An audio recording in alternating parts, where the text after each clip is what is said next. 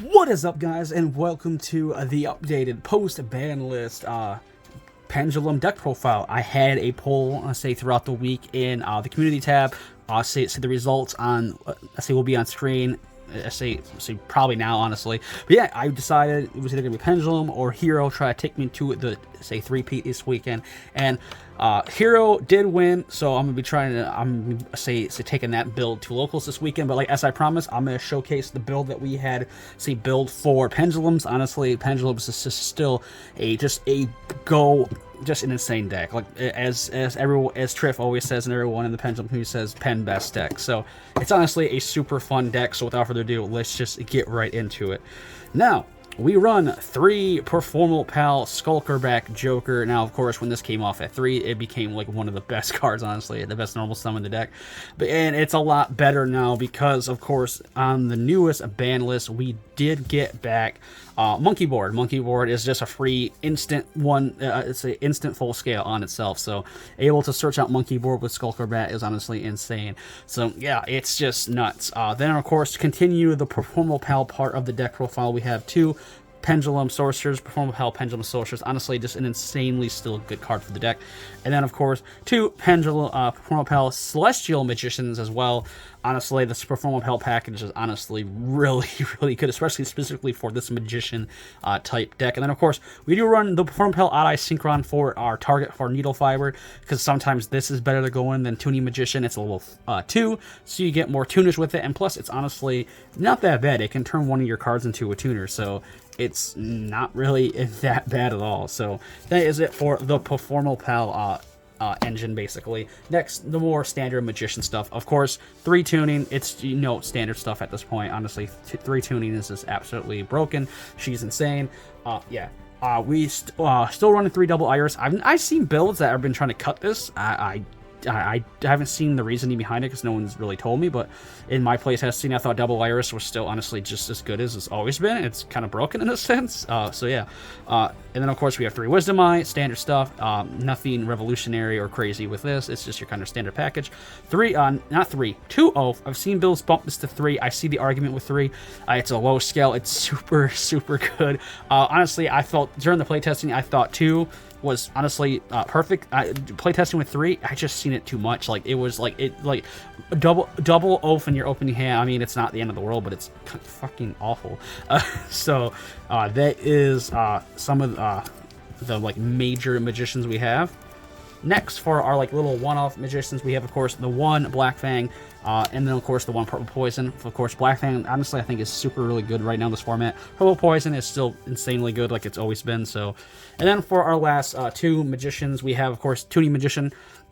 It's a free extender while in hand or graveyard, so that's a plus. It's a target for Needle Fiber, but you really don't want to target it because it's level 1, so it's kind of wonky in some places, but it's still an extender. It's still good. So yeah.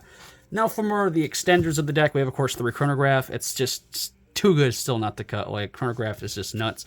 1 Astrograph, because Astrograph is, again, it's at 1, it's broken. We have, of course, Bis Actor Curtain Raiser. Again, free scale. It's like our Cyber Dragon for the deck. No monsters. You can scale it, special summon it. Nuts. 1 Time Gazer that's you special summon off the Chronograph. Then to round out our monsters, we have the format defying boy himself, the Scythe, because everyone likes being Scythe locked, and that is like one of our go-to things. So Pendulum will use what it can use. So yeah. For spells, 3 Duelist Alliance. Card is broken. Searches everything in the deck basically that you want to be searched. So yes, including the Star Pendulum Graphs and of course the Pendulum Calls. Pendulum Calls is nuts. Star Pendulum Graph is insane as well. So yeah.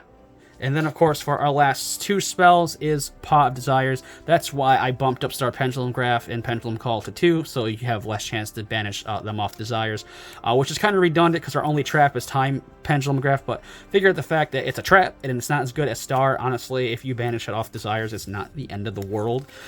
So, yeah, sorry for hitting the camera. Now, for the extra deck, we're gonna get right into. We're gonna start with the Link. Link monsters, of course. The new Helki Fibrax, but not as good Helki Fibrax, is the Beyond the Pendulum. Beyond the Pendulum if Electromite ever came off the list with this, honestly, Pendulum would be probably pretty nuts. It'd be great. So yeah, but this deck is, but Beyond the Pendulum definitely is a nice pseudo ad for just a replacement for Electromite. So, but still insane. Artifact Dagda in, you know, Scythe stuff. We run 1 dark in 1 lineup for, of course, the basically snatching stuff out of the say opponent's graveyards. A lot of the majority of the meta decks right now are light and dark. So, of course, the newly limited Helki Fibrex for, of course, the good old Selene into the access code talker combo, because, you know, that is, you know, that's our way to close out games. So that is it for our little bit of our I think that's all of our links. Oh no, Appaloosa for end board, of course, because Appaloosa is just standard end board stuff. Nothing too crazy about that. Next, for the Exceeds, 1 star, it searches. If a horrible hand, you have a way to make an Exceed 4, it searches your missing piece to get things going, so it's never bad there. 1 Tornado Dragon, to pop back row, but in the sense to pop your own Scythe in a way. So it's one of our Scythe enablers, of course. 1 Baguska, because a lot of decks just fusion summon for days right now, including with the deck I'm scared of now taking a locals, and I think about it, D-Berries in the format. But Baguska's on the way to out a bunch of these decks, like it's nuts. Like, people don't plan for Baguska really, and of course, because we run Exceeds, why not run a Zeus? Like, Zeus blows things up and just what board wipes. It's just another thing your opponent has to deal with. Next, for Synchros, 1 TG Wonder Magician, of course, another way to get access into your Scythe. 1 Borreload Savage, and because I'm a scrub budget player that doesn't want to pay $120 for Baron, we have Sword Soul Supreme Sovereign. Insane card. It's an annoying card out. If you have Baron, of course, this is your Baron slot, because Baron is pretty good. But yeah, Sovereign is honestly a good budget alternative for a level 10 Synchro anyway. So, but yeah, no extra deck, because this deck it didn't get taken to local, so there's no specific extra deck, side deck that I really got around to making yet for the locals, because Hero's taken that spot. But yeah, this has been the updated Pendulum deck profile. Love it. It's super fun. Like, it's super good. Yeah, Pendulum is just best deck, honestly. It has so many combo routes, and honestly, it's fairly cheap. Like, Beyond the Pendulum is only like 20 bucks, so if you want to spare the 20 bucks out, and Access Code Soccer is probably your only other major thing. But yeah, besides that, deck's relatively cheap. It's been reprinted to hell too. So yeah, but thank you guys for watching. If you guys enjoyed the video, leave a like, comment, and subscribe like always. And until my next video, stay safe and stay healthy. Peace.